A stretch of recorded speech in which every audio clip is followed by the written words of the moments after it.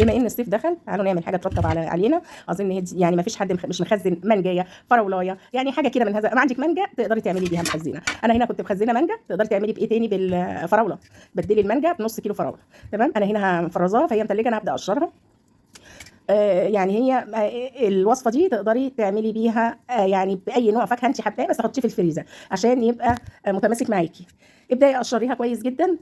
طبعا القشر ده احنا ما بنرموهوش، احنا بنعمله عصير. اوريكم دلوقتي اللي هيفيد. اعمليه عصير. يعني وعايزه اقول لك المانجا وقشرها بيبقى ماسك للوش جميل، ممكن تحطيه على وشك بيبقى خطير، بينعم البشره.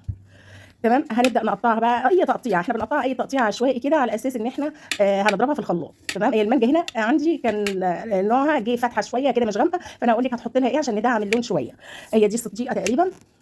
عندك اي نوع منها احطيها، ممكن في لون بيبقى محمر هيبقى احسن من اللون من النوع دوت. تمام. تمام. هنقشرها هنقطعها كويس جدا اهي. هتبداي شلتي طبعا في البذره، مع اللي طلع من البذره مش هترميه، هتعمليه عصير وهتصفيه بس ما تضربوش قوي. هنا هبقى اضرب كله في الخلاط معاها سكر، حوالي نص كوبايه سكر كده، حوالي هنحط عليها كوبايه ميه صغيره او نص بحيث ان الخلاط يلف. وهبدا بقى احطها في بوله واحط عليها كوبايه كبيره من كريم الشانتيه. انا هنا عارفه المقدار فبالاكتر. هدعم الطعم بايه؟ كيس فروتي مانجا او برتقال، هتدي طعم معاك في الوصفه دي حلو جدا. ولو وصلتي معايا لحد هنا ما تنسينيش لايك ومتابعه شير. بس كده. هنا كانت اتضربت معايا، انا عايزه اوصل للمرحله دي، مش عايزاها ايه تعمل فوم، وهي مش هتعمل معاكي فوم اصلا، هي هتبقى سايله كده، وهو ده المرحله اللي انا عايزاها. هبدا احطها واحطها افرزها في الثلاجه. هنا انا عملتها من بالليل وصبحت الصبح جبتها اهي، كانت ايه اتلجت جامد معايا. تقدري انت تحطيها 3 4 ساعات، ساعتين على حسب نوع الفريزر بتاعك بيتلج. هنا هبدا كريمي وخطيره وهتشوفوها دلوقتي اهي. ايس كريم تقدري تعمليه فراوله، تقدري تعمليه ابيض، تقدري تعمليه شوكولاته، تحطي كاكاو على اللب. كريمي وخطيره، كان طعمها تحفه اهي.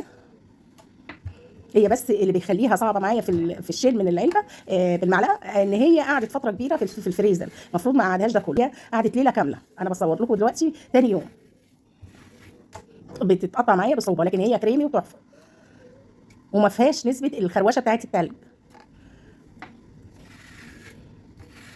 حاجه بسيطه وسهله ومش بتتكلف كتير. يعني كريم شانتيه يعني هنقول 20 جنيه، واي ربع كيلو او نص كيلو على حسب الكميه اللي هتعمليها. ربع كيلو فراوله بلاش، لو انت ما عندكيش مانجا بلاش. تقدري تعمليها بايه؟ لا عندك لا ده ولا ده، تقدري تجيبي كيس عصير بطعم المانجا وتحطيه على كوبايه ميه صغيره وتحطي الكريم شانتيه، هتعمل لك فوم وهتبقى معاكي خطيره.